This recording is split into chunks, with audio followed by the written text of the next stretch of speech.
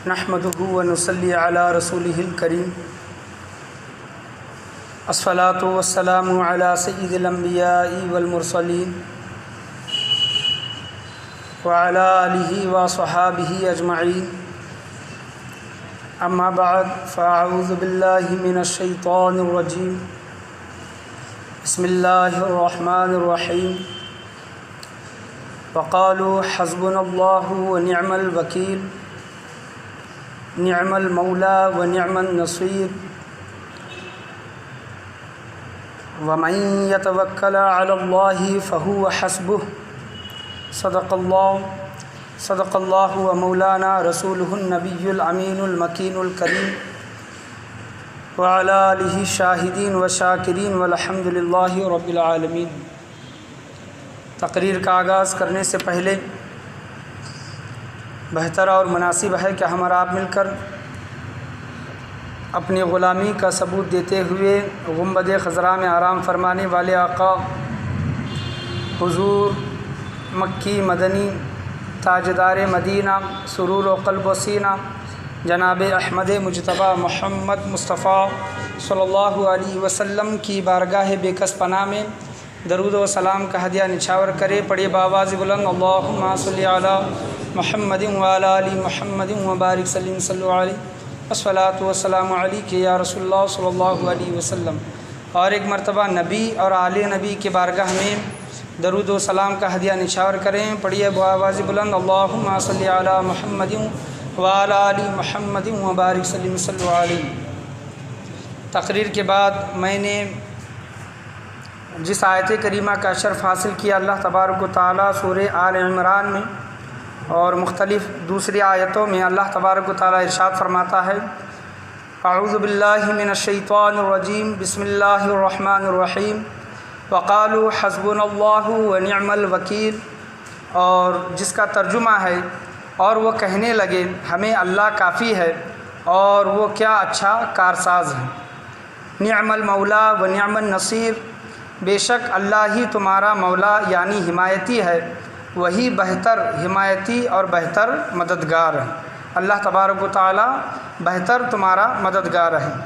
वमन यतवक्कल अलल्लाहि फहुव हस्बुह, अल्लाह पर भरोसा करने वालों के लिए वही काफ़ी है यानी अल्लाह ही काफ़ी है।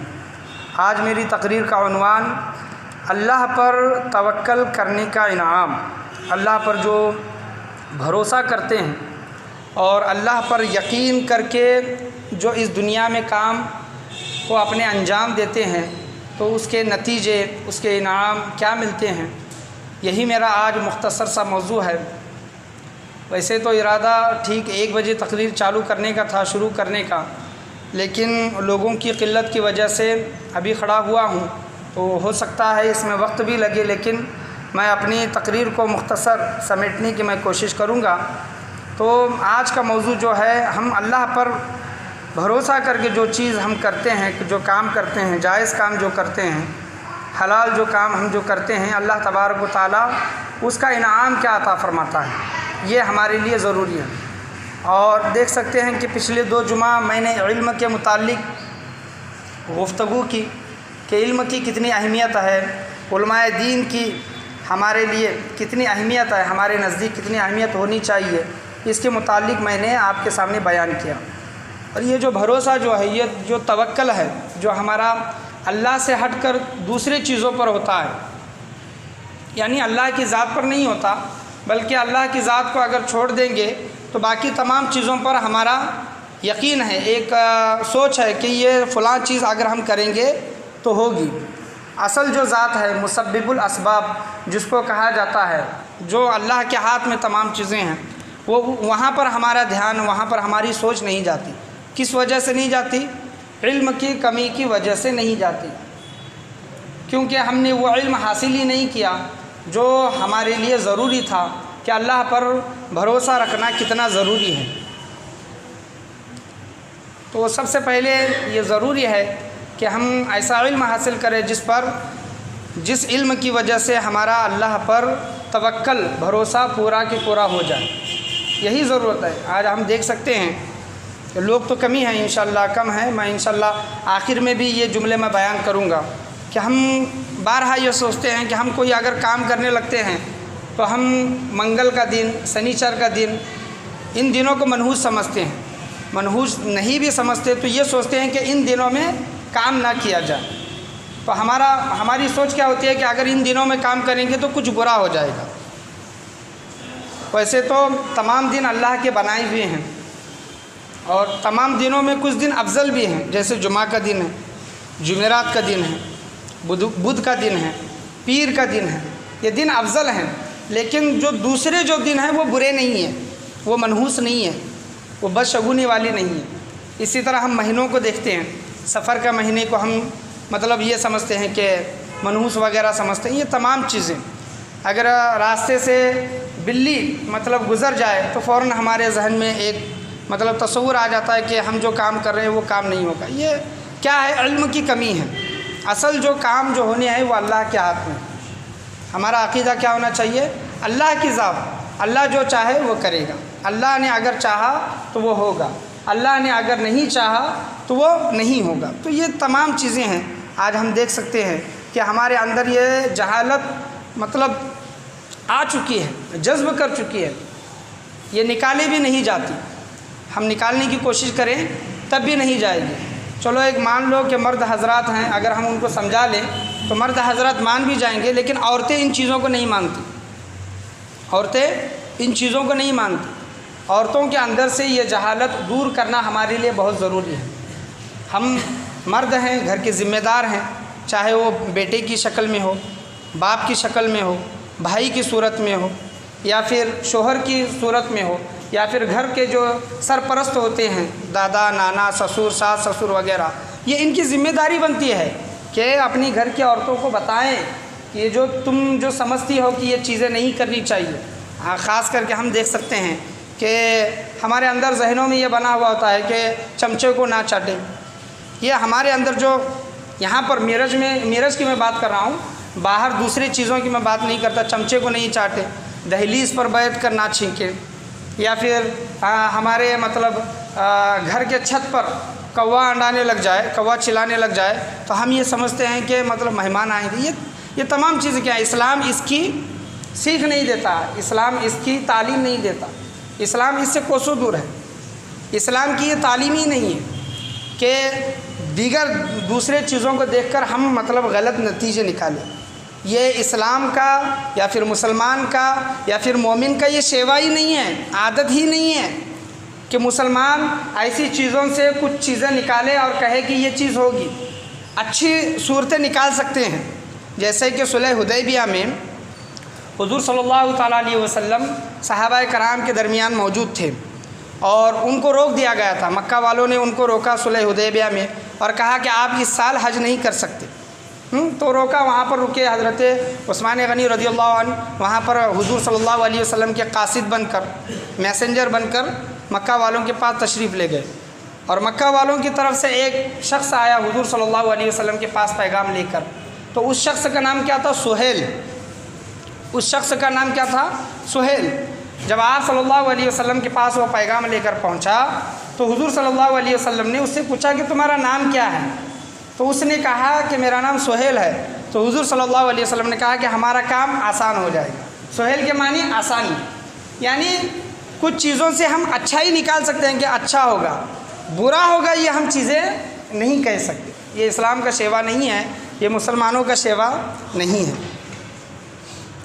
पढ़िए एक मरतबा दुरूद शरीफ, अल्लाहुम्मा सल्लि अला मुहम्मदिन व अला आलि मुहम्मदिन व बारिक सल्लल्लाहु अलैहि अस्सलातु वस्सलामु अलैका या रसूलल्लाह सल्लल्लाहु तआला अलैहि वसल्लम। तो हमारे अंदर बहुत से गलत रस्म व रिवाज बैठे हुए हैं, बहुत से। आज आप सोच भी नहीं सकते इतने गलत रस्म व रिवाज हैं।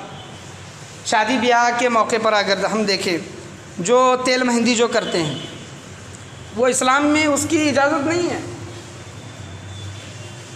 अड़किल बिया, ये एक नाम है यहाँ पर मिरज में मशहूर है। बिया ये क्या है?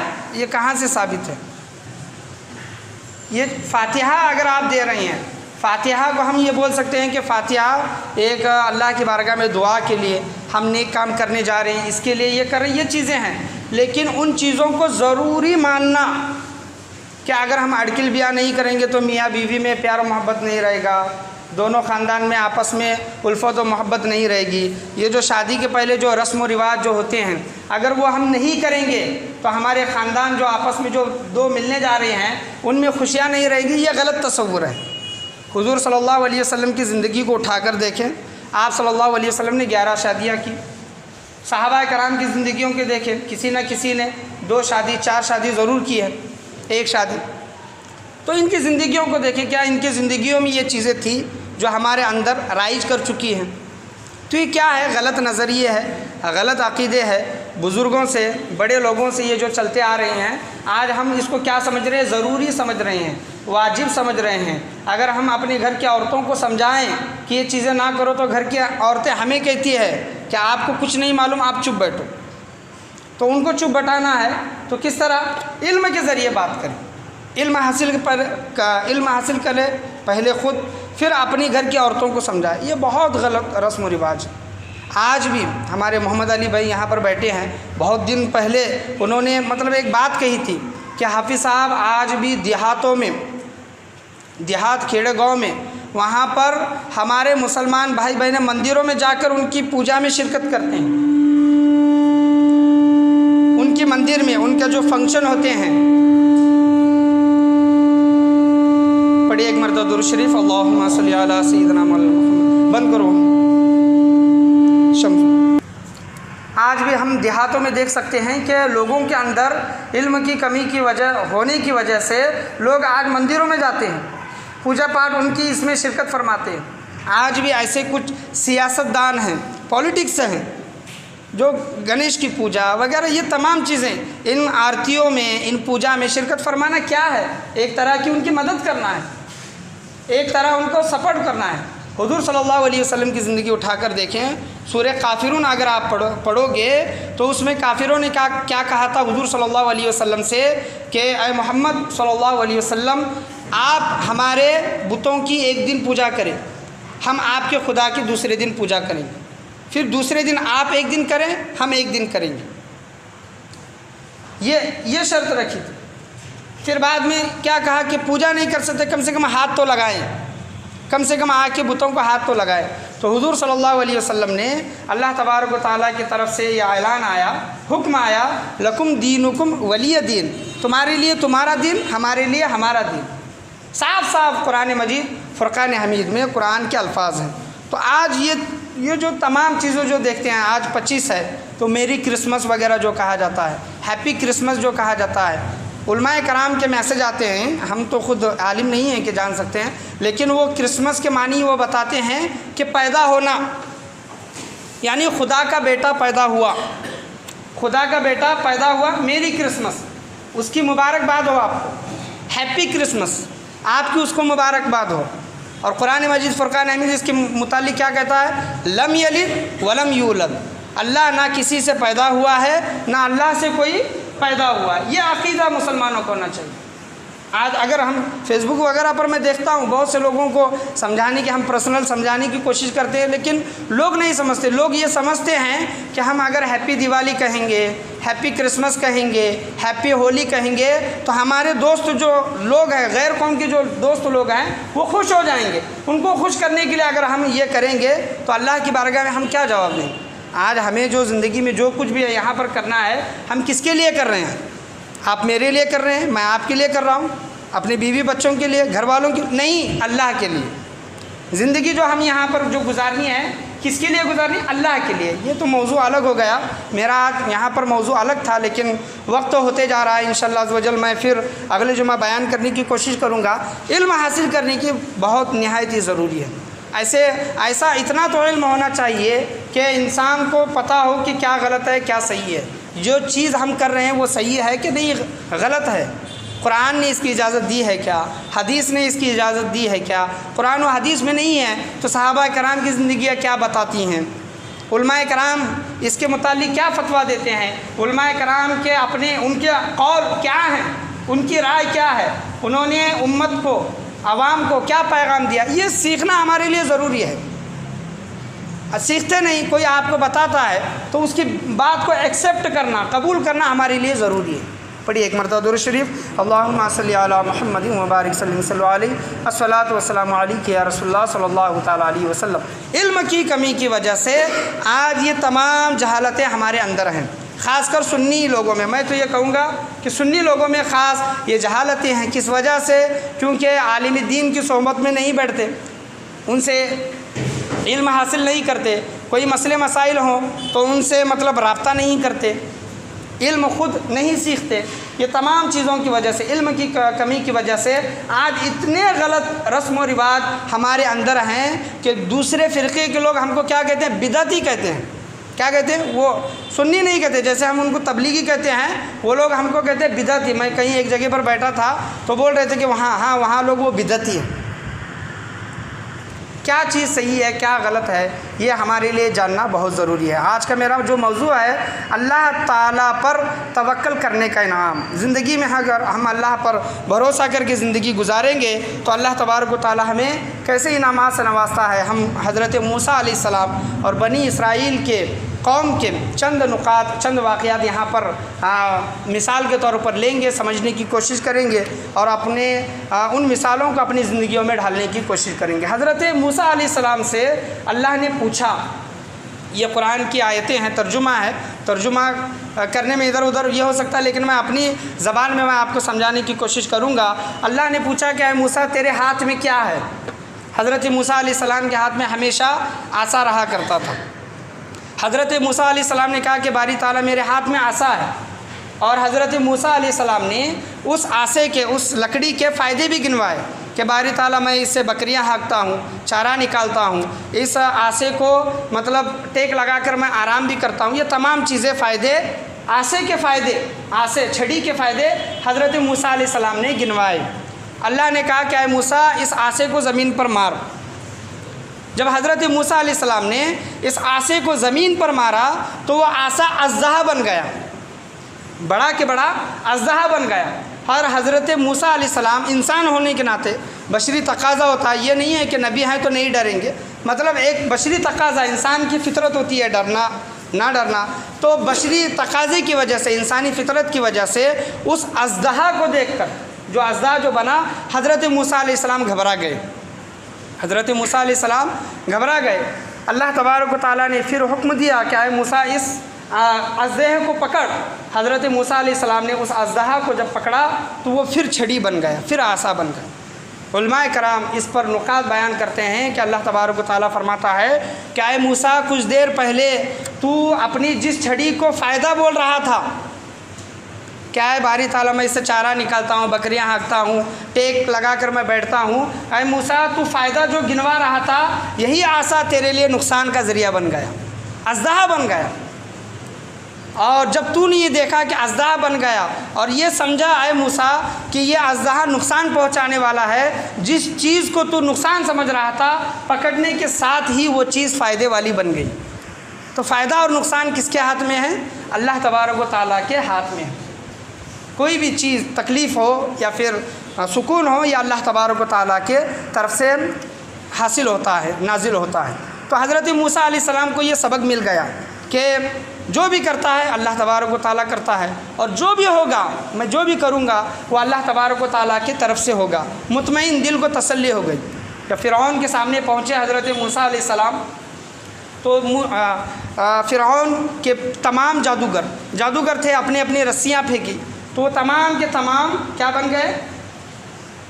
तमाम के तमाम सांप बन गए। हज़रत मूसा अलैहिस्सलाम को पता था, लेकिन यहाँ पर अल्लाह तबारक व तआला पर भरोसा करने का इनाम क्या मिलता है? इनाम क्या मिलता है? हज़रत मूसा अलैहिस्सलाम देखते हैं कि जादूगरों की जितनी भी रस्सियाँ थीं वो सांप बन गई।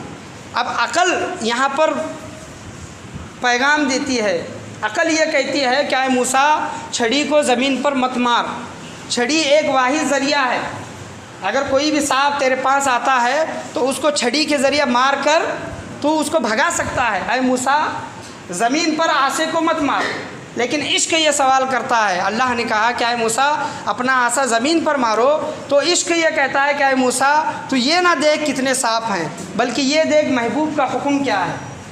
तो हज़रत मूसा अलैहिस्सलाम ने अल्लाह पर भरोसा करके जब वो छड़ी ज़मीन पर मारी, बड़ा के बड़ा अज़दहा बना। जितने भी सांप थे जो रस्सियों की शक्ल में बने हुए थे, उस अज़दहा ने पूरे के पूरे सांपों को निगल गया। सुभान अल्लाह। तो अल्लाह पर भरोसा करने का, तवक्कल करने का इनाम हज़रत मूसा अलैहिस्सलाम को क्या मिला कि जितने भी जादूगरों के जो जितने भी सांप थे वो तमाम के तमाम एक अज़दहा ने निगल गया। इतना ही नहीं, जिन जादूगरों ने वो अज़दहा को देखा, हज़रत मूसा अलैहिस्सलाम के इस मौजिज़े को देखा, वो असल में जादू तो नहीं था, एक मौजिज़ा था, नबी का मौजिज़ा होता है, जादू नहीं होता।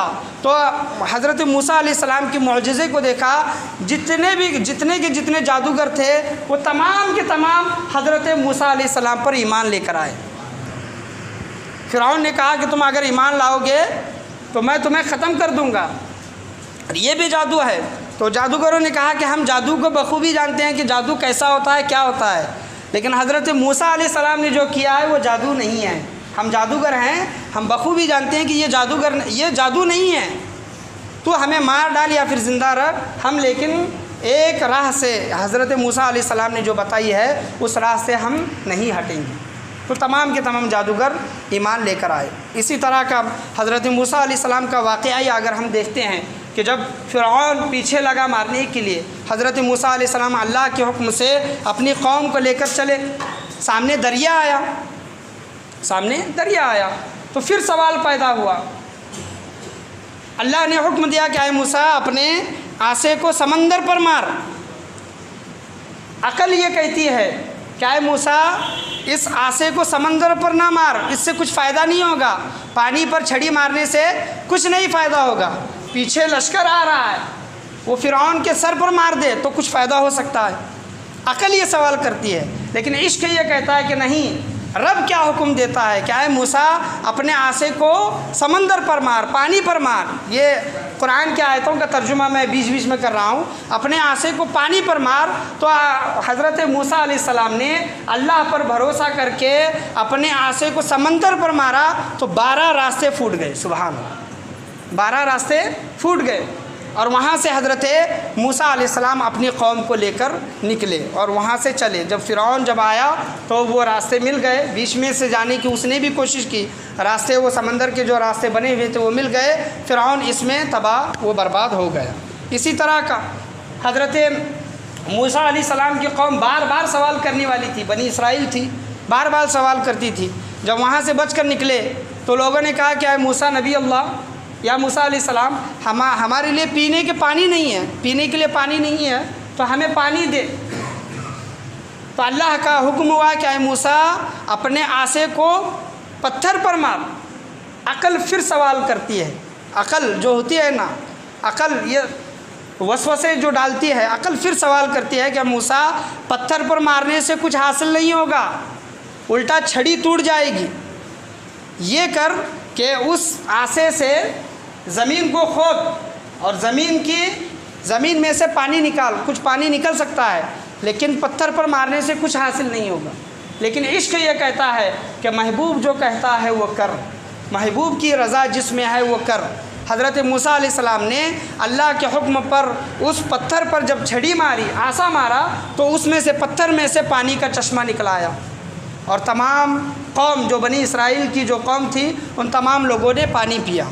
तो बताने का हासिल कलाम ये है कि हमारी भी ज़िंदगियाँ गुज़रती हैं, हम भी ज़िंदगी गुजारते हैं। हम सोचें, गौर करें, फ़िक्र करें, हम जो काम कर रहे हैं वो अल्लाह को राज़ी करने वाला है कि नहीं है। अल्लाह को राज़ी करने वाला काम है तो ज़रूर करें, ज़रूर करें। पूरी दुनिया आपको रोके, आप रुके नहीं, वो करें। और अगर आपको ये लगता है कि अगर मैं ये काम करूँगा अल्लाह को राज़ी करने वाला काम है, अगर ये मैं करूँगा तो इसमें मेरा नुकसान है, तो हज़रत मूसा अलैहिस्सलाम के इन वाक़यात से दर्स हासिल करें कि नफ़ा और नुकसान अल्लाह के हाथ में है। कोई इंसान आपको चाहकर नुकसान नहीं पहुँचा सकता जब तक अल्लाह की मर्ज़ी में ना हो, अल्लाह के मंशा में ना हो, अल्लाह की जब तक इजाज़त ना हो, कोई इंसान आपको नुकसान पहुँचा नहीं सकता। तो नफ़ा और नुकसान और अल्लाह पर तवक्कल करने का भरोसा ये निकला कि हज़रत मूसा अलैहिस्सलाम अपनी कौम को लेकर वहाँ से निकल गए। पढ़िए एक मरतबा दुरूद शरीफ, अल्लाहुम्मा सल्लि अला मुहम्मदिन व अला आलि मुहम्मदिन व बारिक सल्लल्लाहु अलैहि अस्सलातु वस्सलामु अलैका या रसूलुल्लाह सल्लल्लाहु तआला अलैहि वसल्लम। इसी तरह का अगर हम अल्लाह पर भरोसा करके कोई चीज़ अगर करते हैं और नुकसान हो जाता है, हमें गम मिलता है, तो अल्लाह तबारक व तआला उसी गम के बदले में हमें खुशी भी अता करता है। अगर दुनिया में उसकी खुशी ना मिले, नुकसान हम उठाए हैं, दुनिया में उसका हमें बदला ना मिले, तो आखिरत में ज़रूर हमें बदला मिलेगा। फ़िरऔन मिसाल के तौर पर अल्लाह तबारक व तआला जिन चीज़ों से गम देता है उसी चीज़ से खुशी भी देता है। मिसाल के तौर पर मैं आपके सामने दो वाक़यात पेश करना चाहूँगा कि फ़िरऔन के नजूमियों ने ये बताया कि एक बच्चा ऐसा पैदा होगा जो तेरी पूरी सल्तनत को ख़त्म करेगा, लड़का होगा। तो फ़िरऔन ने जितने भी औरतें बच्चा जनती थी उन बच्चों को कत्ल कर देता था, लड़कों को कत्ल कर देता था। तो हज़रत मूसा अलैहिस्सलाम की माँ के पेट में मूसा अलैहिस्सलाम जब पैदा हुए तो उनकी माँ ने भी सोचा कि अगर ये फ़िरऔन के हाथ लग गया तो इसको भी फ़िरऔन कत्ल कर देगा।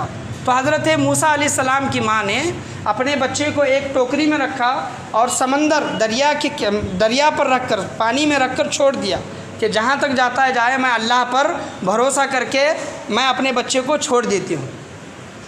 पानी बस ज़ाहिर तौर पर कि जो टोकरी है वो पलट सकती है और बच्चा पानी में गिर सकता है, मर सकता है। एक ज़ाहिरन पानी क्या दे रहा था? गम दे रहा था हज़रत मूसा अलैहिस्सलाम की माँ को। मैं अपने बच्चे को रिस्क लेकर, अल्लाह पर भरोसा करके मैं अपने बच्चे को पानी में छोड़ रही हूँ कि फ़िरऔन के हाथ से मरने से बेहतर है कि मैं बच्चे को छोड़ दूँ। अल्लाह तबारक व तआला अगर चाहे तो मेरा बच्चा ज़िंदा रहेगा। तो ज़ाहिरन पानी गम का सबब बन रहा था, गम का सबब। तो हज़रत मूसा अलैहिस्सलाम पानी का किनारा लगते गए, एक जगह पहुँचे, परवरिश वगैरह की। लेकिन जब फ़िरऔन मरा, जब देखा फ़िरऔन ने कि हज़रत मूसा अलैहिस्सलाम के लिए अल्लाह तबारक व तआला ने दरिया में रास्ते बना दिए हैं और हज़रत मूसा अलैहिस्सलाम अपनी कौम को लेकर दरिया के रास्ते से ज़मीन पर चल कर निकल रहे हैं। दरिया हटा हुआ है, रास्ते बने हुए हैं। तो फ़िरऔन भी उस रास्ते से चलने की कोशिश की और अल्लाह तबारक व तआला ने फ़िरऔन को उसी दरिया में गर्क कर दिया। उसी दरिया में अल्लाह तबारक व तआला ने फ़िरऔन को तबाह व बर्बाद कर दिया। अगर अल्लाह तबारक व तआला चाहे तो फ़िरऔन को कारून की जैसी मौत दे सकता था। कारून जिसके पास बहुत बेशुमार दौलत थी, कारून किस तरह मरा?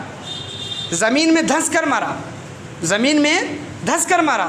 अल्लाह तबारक व तआला चाहे तो फ़िरऔन को उसी तरह मार सकता था, लेकिन नहीं। अल्लाह तबारक व तआला ये बताना चाहता है, उलमाए कराम ये नुक्ता निकाल कर हम उम्मत के लिए ये पैगाम देते हैं कि जो ज़रिया तुम्हें गम का सबब बन रहा है, गम का सबब जो बन रहा है, अल्लाह तबारक व तआला अगर चाहे तो उसी ज़रिए को खुशी का सबब बना सकता है। तो फ़िरऔन पानी में गर्क होकर तबाह व बर्बाद हो गया। अल्लाह तबारक व तआला चाहे तो उसे ज़मीन में धंसा सकता था या फिर दूसरी चीज़ों से उसे मार सकता था, लेकिन नहीं। अल्लाह तबारक व तआला ने फ़िरऔन को पानी में डुबोकर मारा। जो ज़रिया हज़रत मूसा अलैहिस्सलाम की माँ को गम का सबब जो नज़र आ रहा था, अगर हम हज़रत मूसा अलैहिस्सलाम की तारीख़ को, वाक़यात को उठाकर देखते हैं तो जिसकी वजह से हज़रत मूसा अलैहिस्सलाम की माँ ने पानी में छोड़ा हज़रत मूसा अलैहिस्सलाम को, वही इंसान पानी में तबाह व बर्बाद होकर मर गए। पढ़िए एक मरतबा दुरूद शरीफ, अल्लाहुम्मा सल्लि अला मुहम्मदिन व बारिक सल्लल्लाहु अलैहि अस्सलातु वस्सलामु अलैका या रसूलुल्लाह सल्लल्लाहु अलैहि वसल्लम। हज़रत यूसुफ़ अलैहिस्सलाम जिनके मुतालिक पूरे कुरान में एक पूरी सूरत उतरी है।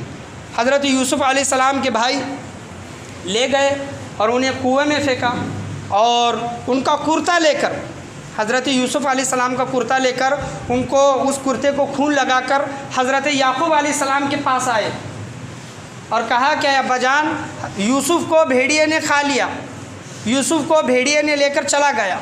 और यह सबूत के तौर पर यह कुर्ता दिखाए, भाइयों ने कुर्ता दिखाया। हज़रत याकूब अलैहिस्सलाम अपने बेटे से, हज़रत यूसुफ़ अलैहिस्सलाम से बेइंतहा मोहब्बत करते थे, बेपनाह मोहब्बत करते थे। अपने बेटे की मोहब्बत में वो कुर्ता लेकर देखते रहते और इतना रोए कि उनकी आँखों की रोशनी चली गई। हज़रत याकूब अलैहिस्सलाम की आँखों की रोशनी चली गई, बेटे की याद में इतना रोए, इतना तड़पे कि आँखों की रोशनी चली गई। और जब वही यूसुफ़ अलैहिस्सलाम मिस्र के बादशाह बने और तमाम भाई उनके पास आए और हज़रत यूसुफ़ अलैहिस्सलाम ने अपने अब्बा जान का हाल पूछा कि मेरे बाप कैसे हैं। तो लोगों ने कहा, उनके भाइयों ने कहा कि आपके अब्बा जान जब से आप गए हैं आपकी याद में इतना रोए हैं कि उनकी आँखों की बिनाई, आँखों की रोशनी चली गई। तो हज़रत यूसुफ़ अलैहिस्सलाम ने अपना एक कुर्ता निकाल कर दिया, हज़रत यूसुफ़ अलैहिस्सलाम अपना एक कुर्ता निकाल कर दिया और कहा कि ये मेरे अब्बा जान को देना और कहना कि ये आँखों को लगाए। जब हज़रत यूसुफ़ अलैहिस्सलाम का दिया हुआ कुर्ता हज़रत याकूब अलैहिस्सलाम बाप के पास पहुंचा तो उन्होंने वो आँखों से जब लगाया तो अल्लाह तबारक व तआला ने हज़रत याकूब अलैहिस्सलाम की रोशनी, आँखों की रोशनी को वापस कर दिया। सुबहान अल्लाह। यानी जो ज़रिया कुर्ते को देखकर गम तारी हुआ, गमज़दा हुए, फूट फूट कर रोने लगे, कुर्ता खून आलूदा कुर्ता देखकर फूट फूट कर रोने लगे। जब दूसरे कुर्ते को हज़रत यूसुफ़ अलैहिस्सलाम के पहने हुए कुर्ते को हज़रत याकूब अलैहिस्सलाम ने अपने आँखों से लगाया, अल्लाह तबारक व तआला ने आँखों की रोशनी अता की। हज़रत यूसुफ़ अलैहिस्सलाम नबी हैं, हज़रत याकूब अलैहिस्सलाम भी नबी हैं। अगर चाहते कौन? हज़रत यूसुफ़ अलैहिस्सलाम अगर चाहते वहीं पर अपने बाप के हालात मालूम करके हाथ उठाकर दुआ कर सकते थे कि ऐ बारी ताला मेरे बाप की आँखों की रोशनी लौटा दे, वापस कर दे। नबी की दुआ कभी भी रद्द नहीं होती। हज़रत याकूब अलैहिस्सलाम ख़ुद नबी थे, दुआ करके आँखों की रोशनी ला सकते थे। ये कुर्ता ही क्यों भेजा? यहाँ पर उलमाए कराम एक नुक्ता ये भी बयान करते हैं कि चाहे तो डायरेक्ट अल्लाह तबारक व तआला से दुआ करके हज़रत यूसुफ़ अलैहिस्सलाम हज़रत याकूब अलैहिस्सलाम की आँखों की रोशनी को वापस ला सकते थे, लेकिन वसीला ज़रिया जो हम आज जो कहते हैं हुज़ूर सल्लल्लाहु अलैहि वसल्लम का हो, बुज़ुर्गान दीन का हो, अहले बैत अतहार का हो, जो वसीला पेश करके अल्लाह की बारगाह में जो दुआ मांगी जाती है, हमारी ज़बान इस काबिल नहीं है कि अल्लाह की बारगाह में हाथ उठाकर दुआ कर सके, हमारे हाथ इस काबिल भी नहीं है। लेकिन जिस हस्ती का हम वास्ता देते हैं, जनाबे मोहम्मदुर रसूलुल्लाह सल्लल्लाहु अलैहि वसल्लम हो, अहले बैत अतहार हो, हुज़ूर सैयदना गौसे आज़म हो, बुज़ुर्गान दीन हो, मुत्तकी और जो नेक परहेज़गार जो लोग हैं, उनका वसीला जब हम देकर अल्लाह की बारगाह में दुआ करते हैं तो हो सकता है कि हम खुद दुआ मांगे तो कबूल हो या फिर ना हो, हम खुद हाथ उठाकर दुआ मांगे कबूल हो या फिर ना हो, लेकिन जिस हस्ती का वास्ता हम देते हैं अल्लाह तबारक व तआला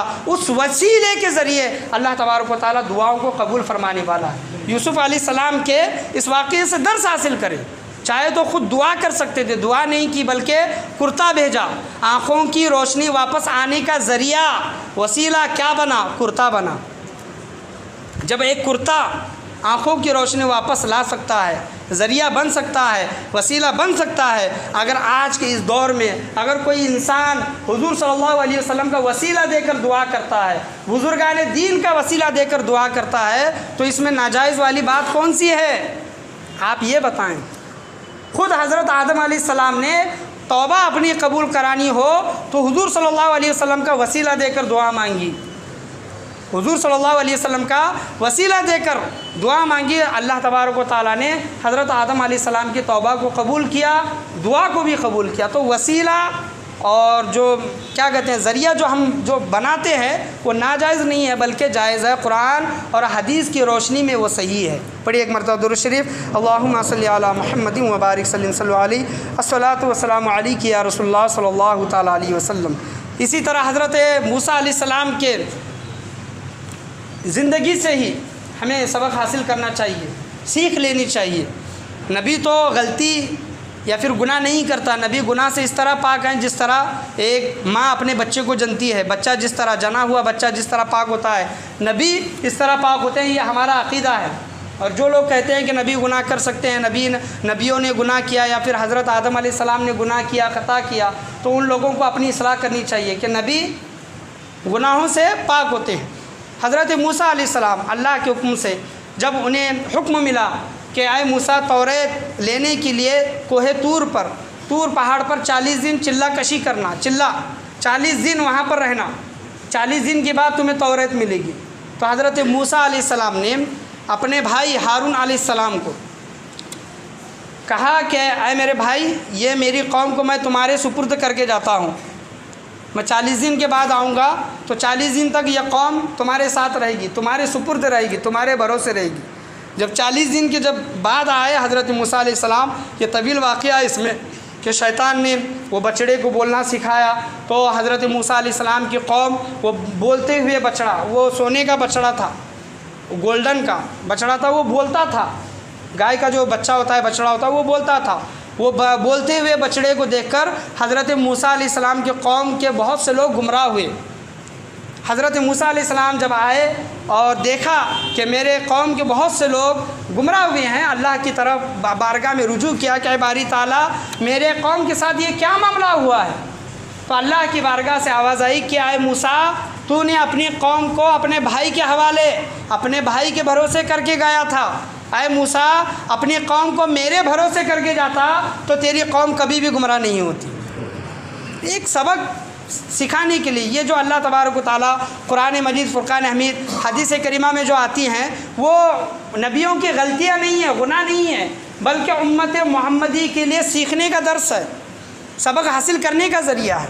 और इसी तरह का हज़रत ज़करिया अलैहिस्सलाम को जब उनके कौम वाले मारने जब पीछे लगे, तो हज़रत ज़करिया अलैहिस्सलाम ने भागते भागते हुए पेड़ को हुक्म दिया कि ऐ पेड़ मुझे पनाह दे, ऐ पेड़ मुझे पनाह दे। पेड़ नबी की बात सुनकर, नबी का कहना मानकर खुल गया और हज़रत ज़करिया अलैहिस्सलाम उसमें जाकर पनाह गुज़ी हुए, पनाह ली। और इत्तेफाक से हज़रत ज़करिया अलैहिस्सलाम का थोड़ा सा कुर्ता कपड़ा जो बाहर रह गया, दुश्मन तलाश करते हुए जब उस पेड़ के पास, उस दरख्त के पास जब पहुँचे, तो देखते हैं कि हज़रत ज़करिया अलैहिस्सलाम का कपड़ा थोड़ा बाहर है। तो उन्होंने सोचा कि हो ना हो यहीं पर हज़रत ज़करिया अलैहिस्सलाम हैं, तो पेड़ को काटना शुरू कर दिया। जब आरी सर तक पहुँची तो हज़रत ज़करिया अलैहिस्सलाम ने उफ़ किया, तो अल्लाह तबारक व तआला ने हज़रत ज़करिया अलैहिस्सलाम को रोका, क्या है ज़करिया, उफ़ तक ना कहो, अगर तूने मुझसे पनाह मांगी होती तो मैं तुझे पनाह दे देता, तूने दरख्त से पनाह मांगी है, तो अब तुझे जो लोग ये जो शहीद कर रहे हैं इस पर उफ़ ना कह। देख सकते हैं हज़रत यूनुस अलैहिस्सलाम भागते भागते अल्लाह पर भरोसा करते हुए जब कश्ती में पहुँचे, कश्ती वालों ने उन्हें समंदर में फेंक दिया। अल्लाह पर भरोसा करके उन्होंने समंदर में जब छलांग लगाई तो उनको मछली ने निगल लिया। 40 दिन मछली के पेट में वो ज़िंदा थे, 40 दिन। आज साइंस भी ये बताती है कि मछली के पेट में ज़िंदा रहा जा सकता है। ये वीडियो वगैरह भी आया है कि एक आदमी कई दिनों तक मछली के पेट में ज़िंदा रहा और वो बाहर आया, हालत उसकी ख़राब थी, लेकिन ये साइंस भी आज बताती है कि मछली के पेट में ज़िंदा रहा जा सकता है। वो मछली बड़े साइज़ की थी। बताने का हासिल कलाम ये है कि हमें अल्लाह तबारक व तआला पर भरोसा करके ज़िंदगी गुज़र बसर करनी चाहिए। और भरोसा, अल्लाह पर तवक्ल ये कब हासिल होगा, जब हम सही इल्म हासिल करेंगे। हज़रत इब्राहीम अलैहिस्सलाम का आप देखें कि उनको आग में फेंका जा रहा है। हज़रत जिब्राईल अलैहिस्सलाम अल्लाह के हुक्म से आए और पूछे कि इब्राहीम अलैहिस्सलाम कोई हुक्म हो, कोई खिदमत हो तो बताएं, कोई मदद करनी हो तो बताएं। हज़रत इब्राहीम अलैहिस्सलाम का प्यारा जुमला सुनिए। हज़रत इब्राहीम अलैहिस्सलाम कहते हैं कि जिसने मुझे इस हालत में डाला है वही मुझे इस हालत से निकालने वाला है। ऐ जिब्राईल, मैं जिस हालत में हूँ इस हालत को अल्लाह बखूबी देखने वाला है। अगर अल्लाह की मर्ज़ी इसमें है कि मैं आग में कूद जाऊँ तो मैं ज़रूर आग में कूद जाऊँगा। अगर अल्लाह चाहे बचा लेगा तो अल्लाह ज़रूर मुझे बचाएगा। ये भरोसा, ये तवक्ल। हम आज नफ़ा और नुकसान को देखते हैं, अच्छे और बुरे को देखते हैं, फ्यूचर का सोच कर अगर हम काम करते हैं अच्छी बात है, करें, लेकिन जब अल्लाह तबारक व तआला पर भरोसा करने का जब बात आती है तब पूरा के पूरा अल्लाह तबारक व तआला पर भरोसा करें। नफ़ा व नुकसान को ना देखें, अच्छे और बुरे को ना देखें, जायज़ जो चीज़ है, हलाल जो चीज़ है, उन पर हमेशा अमल पैरा होने की कोशिश करें। जब हज़रत इब्राहीम अलैहिस्सलाम को आग में जब फेंका जा रहा था तो हज़रत इब्राहीम अलैहिस्सलाम के इस जुमले की वजह से, हज़रत इब्राहीम अलैहिस्सलाम के इस तवक्ल भरोसे की वजह से अल्लाह तबारक व तआला ने आग को हुक्म दिया, कुलना या नारू कुनी बरदम व सलामन अला इब्राहीम, ऐ आग इब्राहीम पर ठंडी हो जा। अल्लाह ने 23वें पारे में आग को हुक्म दिया कि आग इब्राहीम पर ठंडी हो जा। अगर अल्लाह ये कहता कि आग ठंडी हो जा, कुलना या नारू कुनी बरदम व सलाम, ऐ आग सलामती वाली और ठंडी हो जा, क़यामत तक उलमाए कराम कहते हैं कि क़यामत तक आग ठंडी ही रहती। अल्लाह ने यह कहा कि इब्राहीम पर ठंडी हो जा, क्योंकि इब्राहीम ने भरोसा किया है, इब्राहीम ने हकीकत तवक्ल का मुज़ाहिरा किया है इब्राहीम अलैहिस्सलाम। कुल ला या नारू कुनी बरदम व सलामन अला इब्राहीम, आए आग इब्राहीम पर ठंडी हो जा। तो आग वो गुलजार बन गई। हज़रत इब्राहीम अलैहिस्सलाम उस आग में कितने तो दिन तक रहे और अंदर बाग बना हुआ था, फूलों का बाग बना हुआ था। लोग ये समझ रहे थे कि हज़रत इब्राहीम अलैहिस्सलाम आग में जलकर खाक हो गए, लेकिन हज़रत इब्राहीम अलैहिस्सलाम पीछे के रास्ते से निकल कर अल्लाह के हुक्म से दूसरे मुल्क को हिजरत की और वहाँ पर अपनी ज़िंदगी गुज़र बसर की। तो आज हमारा मामला क्या है?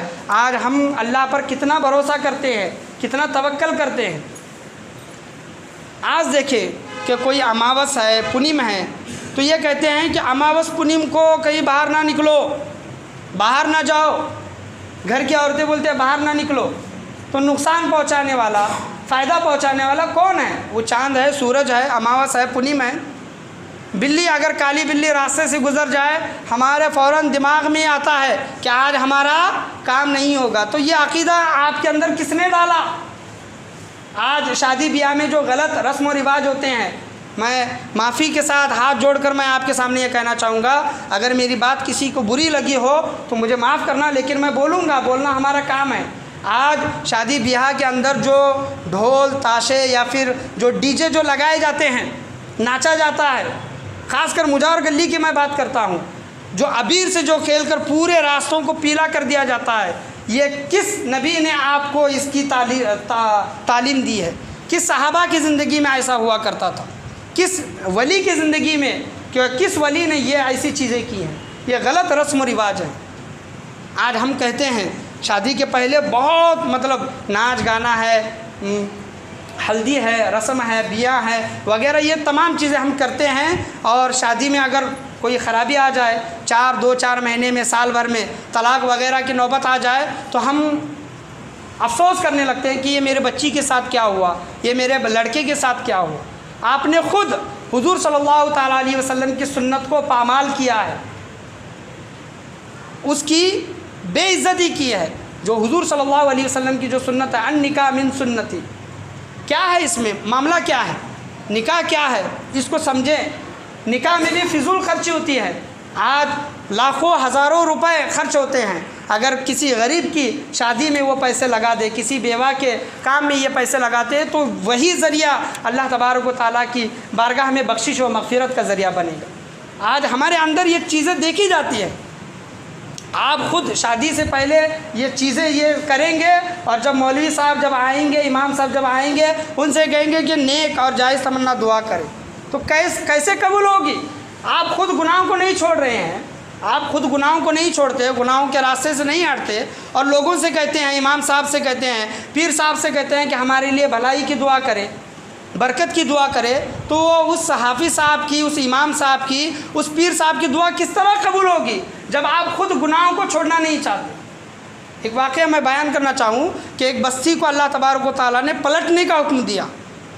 हज़रत जिब्राईल अलैहिस्सलाम ने कहा कि ऐ बारी ताला, उसमें एक तेरा नेक बंदा है जो हमेशा इबादत करता है, हमेशा इबादत करता है बारी ताला, क्या उसके साथ बस्ती को पलटूँ?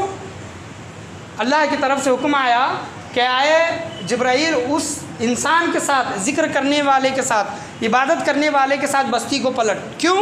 क्योंकि वो लोगों को देखता है कि सामने गुनाह करते हैं और लोगों को गुनाहों से नहीं रोकता, लोगों को गुनाहों से नहीं रोकता, खामोश रहता है। तो इस वजह से बस्ती को उसके साथ पलट।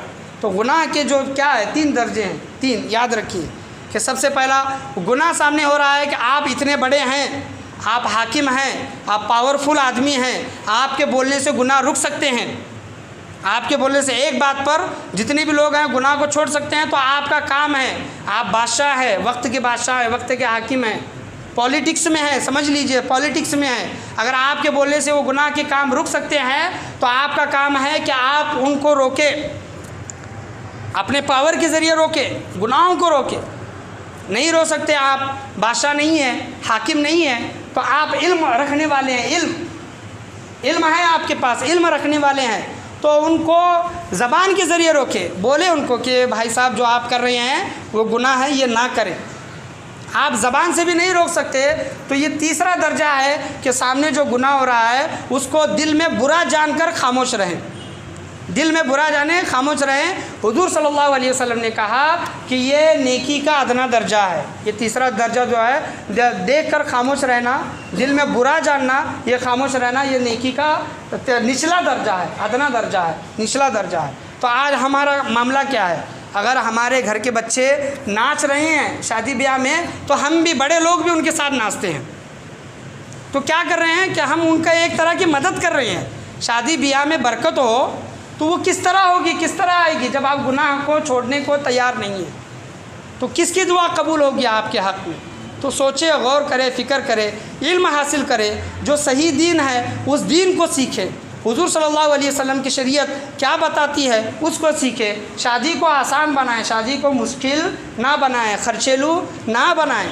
हमेशा इन चीज़ों से, फिजूल खर्ची से बचने की कोशिश करें। आज हमारे अंदर जो जहालत है, हमारी घर के औरतों के अंदर जो जहालत है कि बच्चा दहलीज पर छींका तो कहते हैं कि जल्दी शादी नहीं होगी, पानी छिड़काओ। बच्चा चमचा चाटता है तो कहते हैं कि जल्दी शादी नहीं होती, या फिर शादी में बारिश होगी। घर पर अगर कौवा चिल्लाता है तो ये कहते हैं कि मेहमान आएंगे। ये तमाम चीज़ें, काला कपड़ा पहनते हैं तो कहते हैं कि काला कपड़ा नहीं पहनना चाहिए, अमास के दिन, पुनीम के दिन ये चीज़ें नहीं करनी चाहिए।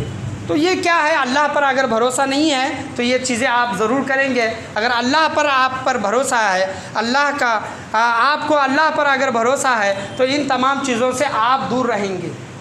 और जो भी चीज़ याद रखिए, हज़रत इब्ने अब्बास रज़ियल्लाहु अन्हु की हदीस है, मैं बयान करना चाहूँ, ये आखिरी हदीस है। याद रखिए, हुज़ूर सल्लल्लाहु अलैहि वसल्लम ने फरमाया, अगर पूरी दुनिया मिलकर आपको नुकसान पहुँचाना चाहे तो आपको उतना नुकसान नहीं पहुँचाएंगी जितना अल्लाह ने आपके तकदीर में लिखा है। पूरी दुनिया मिलकर आपका अगर नुकसान पहुंचाना चाहे और पूरी दुनिया मिलकर आपको अगर फ़ायदा देना चाहे, फ़ायदा दिलाना चाहे, तो उतना फ़ायदा नहीं दे सकती जितना अल्लाह तबारक व तआला ने आपके मुक़द्दर में लिखा है। तो फ़ायदा और नुकसान अल्लाह के हाथ में है, ज़िंदगी और मौत अल्लाह के हाथ में है। इन तमाम चीज़ों से दर्स हासिल करने की कोशिश करें। जो शरीयत में चीज़ें हैं, उलमाए कराम ने जो बताई हैं, हदीस में जो आता है, कुरान में आता है, उसके मुताबिक अमल करें। और जो फिजूल खर्ची है, जो गलत रस्म व रिवाज हमारे अंदर आ चुके हैं, तो उन गलत रस्म व रिवाजों से हमें पूरी की पूरी बचने की कोशिश करनी चाहिए। याद रखिए कि किसी हाफिज़ साहब का काम नहीं है, किसी मौलवी साहब का काम नहीं है, किसी आलिम साहब का काम नहीं है, किसी मुफ्ती साहब का काम नहीं है, किसी पीर साहब का काम नहीं है। कुरान फरमाता है, कुंतुम खैरा उम्मतिन उखरिजत लिन्नास तामुरून बिल मारूफ व तनहौना अनिल मुनकर।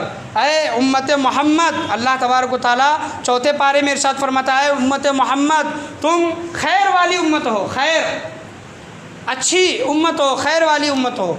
और अल्लाह तबारक व तआला उम्मत के मुतालिक फरमाता है कि तुम लोगों को गुनाहों से रोकने वाली हो और नेकी की दावत देने वाली हो। इसमें किसी हाफिज़ साहब का, इमाम साहब का, आलिम साहब का, मुफ्ती साहब का, पीर साहब का जिक्र नहीं आया। कुंतुम खैर उम्मतिन उखरिजत लिन्नास, तुम लोगों को, लिन्नास लोगों को भलाई का हुक्म देते हो और गुनाहों से रोकते हो।